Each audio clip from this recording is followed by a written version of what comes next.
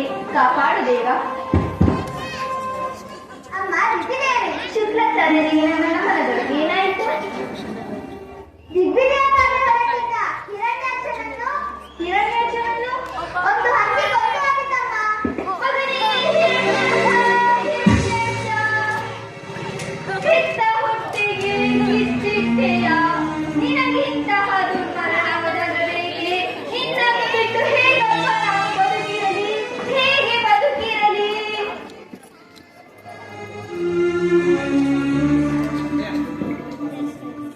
ಸಮಾಧಾನ ತಂದುಕೋ ಅಮ್ಮ, ಸಮಾಧಾನ ತಂದುಕೋ.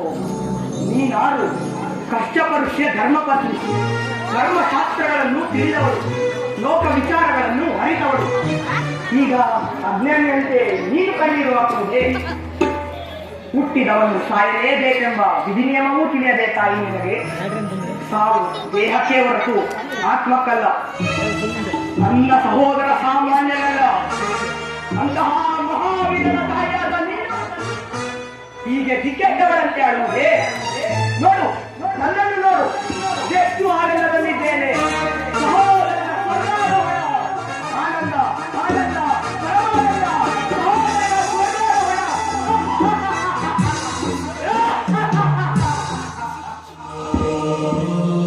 ಸಹೋದರ ಹಿರಣ್ಯಾಕ್ಷ, ನಿನ್ನಂತಹ ಪೌರುಷವಂತರನ್ನು ಕೇವಲ ಒಂದು ಹಲ್ಲಿಗೆ ಕೊಂದು ಹಾಕಿತು ಎಂದರೆ, ಏ ಹರಿ, ನಾನು ನಿನ್ನನ್ನು ಬಿಡಲಾರೆ, ನಾನು ನಿನ್ನನ್ನು ಬಿಡಲಾರೆ.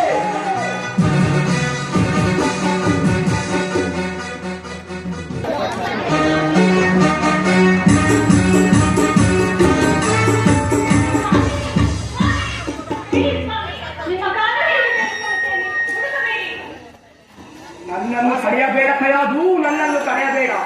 ನನ್ನ ದುಃಖ ನಿನಗೆ ಅರ್ಥವಾಗುತ್ತಿಲ್ಲ. ನನ್ನ ತಾಯಿಯ ವೇದನೆ ನಿನಗೆ ಗೊತ್ತಿಲ್ಲ. ಆ ದಾನವ ಕುಲ ವೈರ್ಯಾತ ಹರಿಯನ್ನು ಕೊಂದರದೆ ನನ್ನ ಮನಸ್ಸಿಗೆ ಶಾಂತಿ ಇಲ್ಲ, ನೆಮ್ಮದಿ ಇಲ್ಲ.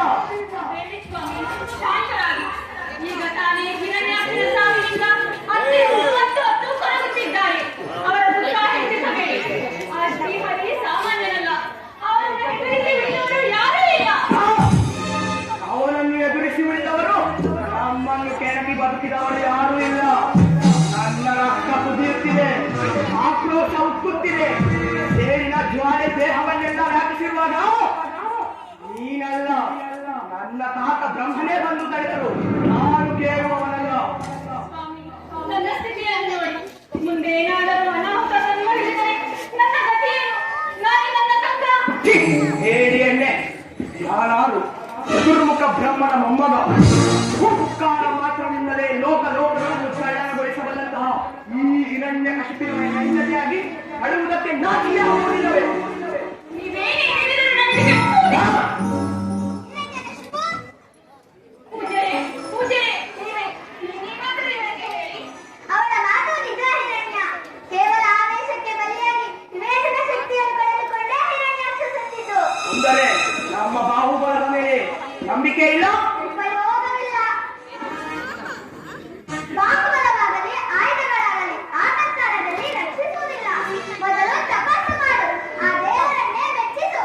ಲೋಕವೇ ಬೆಳಗಾಗುವಂತೆ ರಾಜ್ಯಭಾರ ಮಾಡು.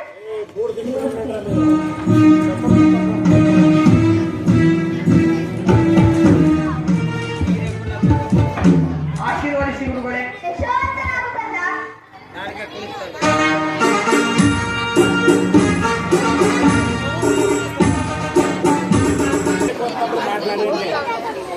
ನಾರಾಯಣ ನಾರಾಯಣ.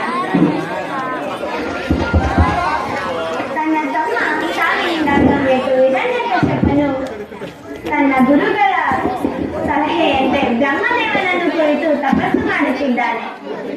ನಾರಾಯಣ ನಾರಾಯಣ. ತಪಸ್ಸಿಗೆ ಮೆಚ್ಚಿ ಬ್ರಹ್ಮದೇವನೇನಾದರೂ ಬಡಮನೆಯಲ್ಲಿದ್ದರೆ ಅವನ ಆರ್ಭಟಕ್ಕೆ ಕೊನೆಯಿಲ್ಲದಂತಾಗುವುದು. ಇರಲಿ, ನಾನು ಈಗಲೇ ಹೋಗಿ ದೇವನನಿಗೆ ಹೇಳುತ್ತೇನೆ.